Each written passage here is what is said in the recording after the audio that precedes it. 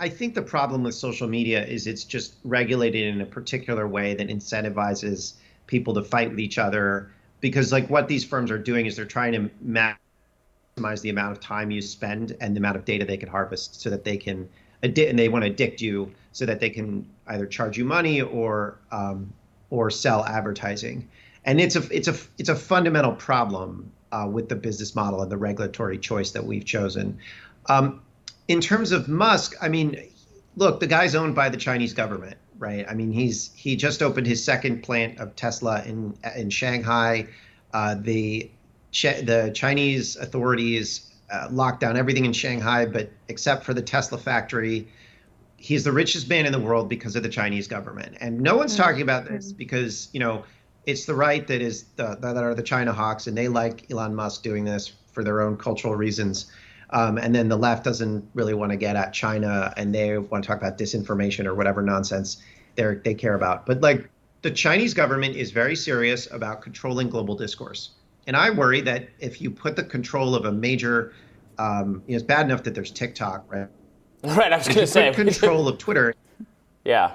The worst, right. The worst case scenario has already happened. The most popular social media site is even more directly controlled by China, and that to me is a clear. So with the censorship terminology, I think it does get tricky, and I'm as guilty of this as anyone of using kind of the word censorship to describe some social media moderation decisions that I don't like. And I think it's certainly fair to call it censorship when decisions are being made at the behest. Either because it's been explicitly ordered by a government or in order to appease a government like the Chinese government. But then, there's a spectrum to this, right? Because, I mean, if I opened this show every day with like a diatribe against Rising, I'd probably be fired. I don't think we'd call that censorship, really. It would be, maybe I would, but no one, like that would be an unreasonable thing to call it. So somewhere in between are these, YouTube changing policies that we think are bad for discourse, that we criticize. I don't know if it's quite censorship. It might just be bad.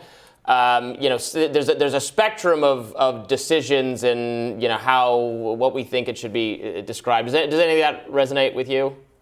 Yeah, no, I think that's a good point. And the way I would draw the line is I would just say it's about scale and market power, right? So Rising isn't the only show on YouTube, for example.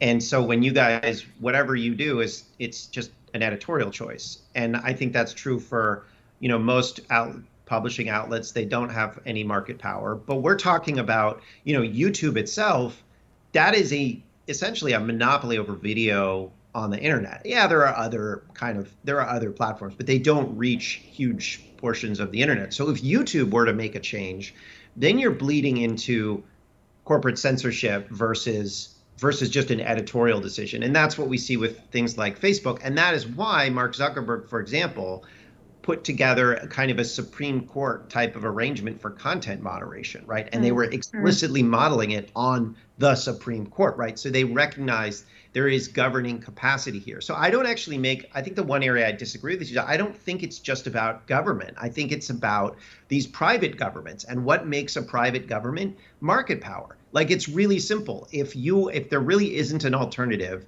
then you have coercive governing power. And a lot of private entities have coercive governing power at this point in the economy and in our speech, commons. Like, for example, if Amazon doesn't sell your book, you ain't selling your book, right? I mean, that's if you can't get one of the 6 firms that do streaming that control now basically all entertainment, you can't get them to actually put your video up. And if your video covers certain subjects, you won't be able to get them, then sorry, but you don't have free speech. And I think that's what we're talking about here is, when you have market power, it becomes censorship versus when you don't, it's just editing.